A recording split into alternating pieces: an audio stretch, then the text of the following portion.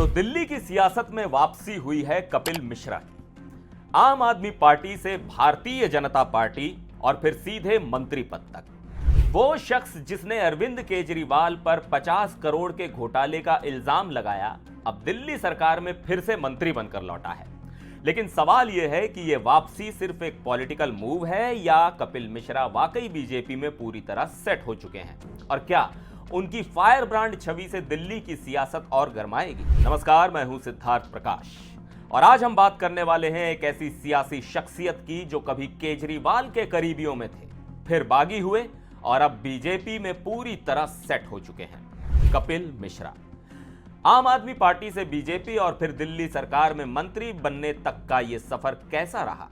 क्या वजह थी कि केजरीवाल के सबसे बड़े वफादारों में से एक कपिल मिश्रा आम आदमी पार्टी छोड़कर बीजेपी में शामिल हो गए, और अब जब वो दिल्ली की राजनीति में इतनी बड़ी भूमिका निभाने जा रहे हैं तो इसका असर क्या होगा? चलिए जानते हैं विस्तार से। कपिल मिश्रा की पॉलिटिक्स में एंट्री सीधे 2015 के चुनाव से हुई, जब वो करावल नगर से आम आदमी पार्टी के टिकट पर चुनाव लड़े और बीजेपी के मोहन सिंह बिष्ट को 44,000 वोटों से हरा दिया। जीत के बाद केजरीवाल ने उन्हें अपनी कैबिनेट में जगह दी और जल संसाधन और पर्यटन जैसे अहम मंत्रालय सौंपे। लेकिन फिर कहानी में आया बड़ा ट्विस्ट। 2017 में कपिल मिश्रा ने सीधे अरविंद केजरीवाल पर करप्शन का आरोप लगाया। उन्होंने कहा कि तत्कालीन स्वास्थ्य मंत्री सत्येंद्र जैन ने केजरीवाल के रिश्तेदार के लिए 50 करोड़ की लैंड डील सेट कराई थी।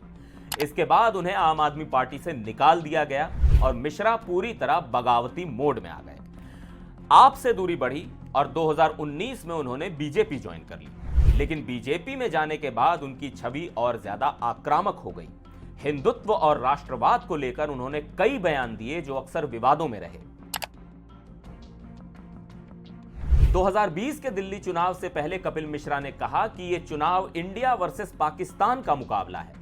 चुनाव आयोग ने इसे मॉडल कोड ऑफ कंडक्ट का उल्लंघन माना और उन पर 48 घंटे का बैन लगा दिया।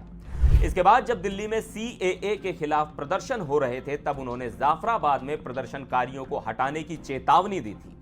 अगले ही दिन उत्तर पूर्वी दिल्ली में दंगे भड़क उठे। विरोधियों ने आरोप लगाया कि उनके भड़काऊ भाषणों की वजह से हिंसा भड़की।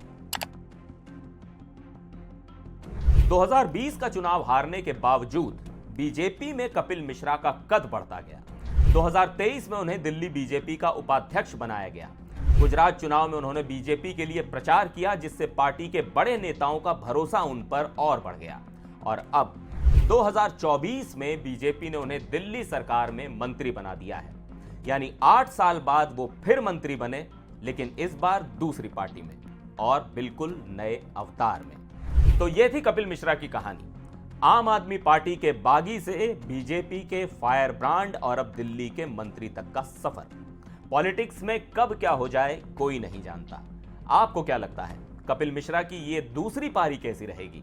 कमेंट करके जरूर बताइएगा और हां, चैनल को सब्सक्राइब करना मत भूलिएगा। नमस्कार।